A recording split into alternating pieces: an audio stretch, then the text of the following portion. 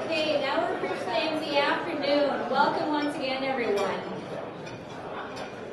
So it is with great pleasure and honor that I get to introduce our keynote speaker today, Peter High. He is the founder and president of MetaStrategy. He wrote the book World Class IT: Why Businesses Succeed When IT Triumphs. The reason I'm so proud to offer, to do the introduction for Peter is this is one of the books that I use in our IT leadership program, and I've seen firsthand the difference that his principles have made. Sky Cohen mentioned yesterday how IT is constantly changing. People have tried outsourcing to fix the IT problem, if you will.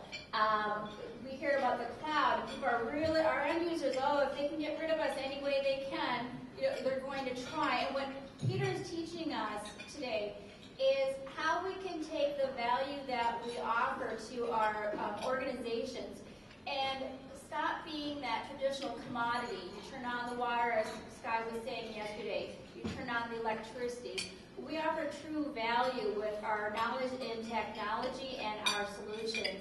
And Peter's going to be speaking with us today of how we share that value with our businesses. So please welcome me, or join me in welcoming Peter High.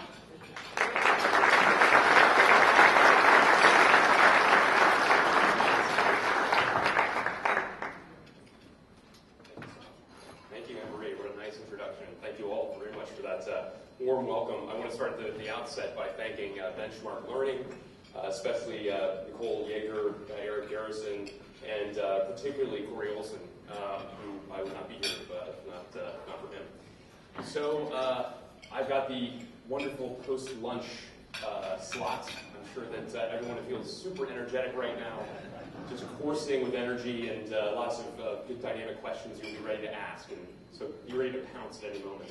If anyone needs to leave the room to get some caffeinated beverages, please feel free to do so.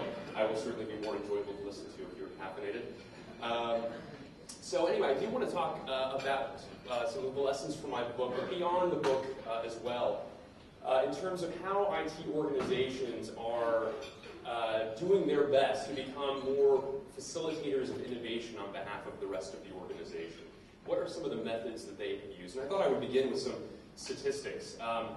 This actually comes from a combination of sources, but Gartner in particular recently surveyed 220 CEOs about innovation in their companies, and the responses to these to the survey indicated in some ways it's kind of, as always, the best of times and the worst of times, to quote Dickens here, for CIOs. No surprise for a lot of people in the room, I'm sure. But first and foremost, of the CEOs, who were surveyed, by and large, most of them foresaw an increase in budget for innovation in the coming year, which I thought was a really good, hopeful message, especially during still very uncertain economic times. Additionally, the data from a variety of sources indicate that a growing number of CIOs report to CEOs. I think this is another very positive trend. It's just about to pass CFO as the most frequent reporting relationship across organizations. Roughly 40% now, our research is showing us, MetaStrategy, my firm.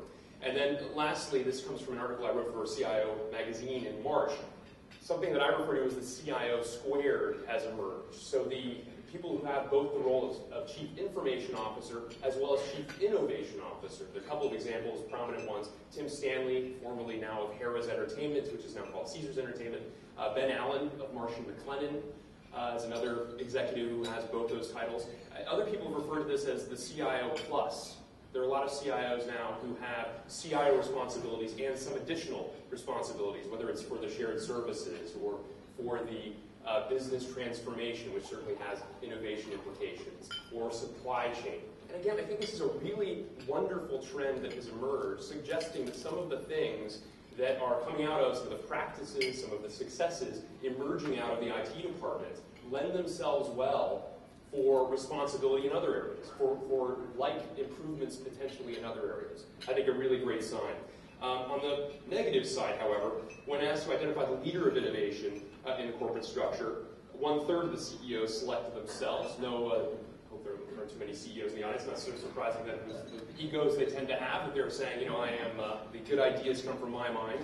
But CIOs were rarely identified. Actually, interestingly enough, only CFOs were identified less frequently among the C-level executives.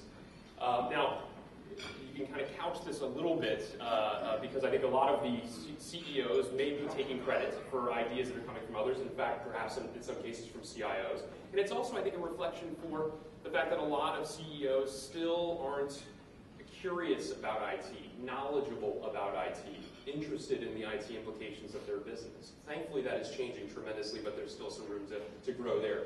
Additionally, the survey results showed most CEOs still regard their CIOs as transient specialists. That was the term used, as opposed to leaders in the organization who are here for the long run, perhaps with expanding responsibilities like I just described.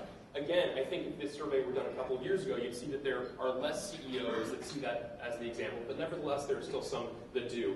And then lastly, the study confirms that many businesses continue to underinvest in IT. So whereas there are increases in innovation, still underinvestment in many cases in IT, an interesting paradox there.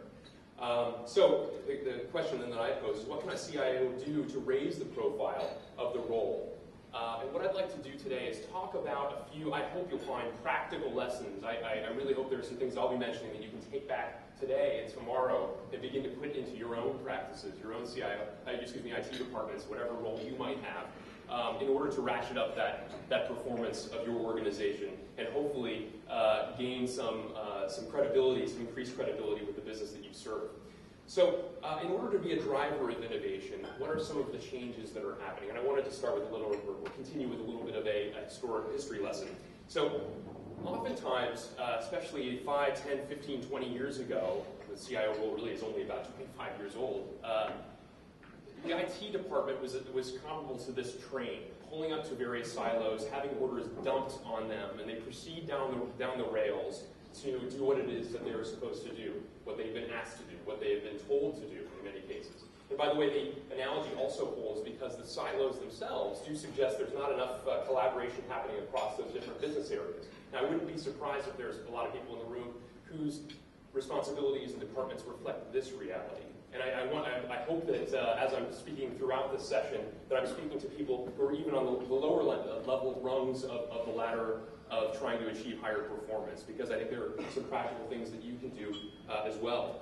But what I think is really emerging in the past 5 to 10 years is more IT departments that recognize that they're in essence the central nervous system of the organization. So much is enabled through IT.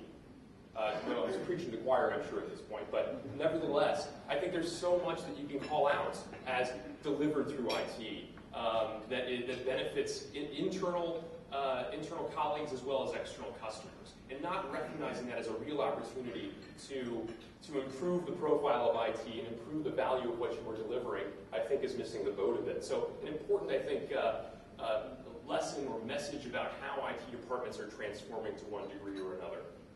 So there are 5 lessons that I'd like to go through in the presentation today, which I think are kind of stair steps, if you will, on reaching that new level of performance. So number 1, build a strong IT core and increase the business value of IT.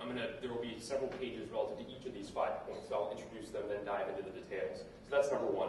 Number 2, find a partner in another part of the organization and cross-pollinate. Unfortunately, a lot of IT leaders, and especially a lot of colleagues outside of IT, believe that IT is most interested in IT for IT's sake. I'm sure you've all heard that term.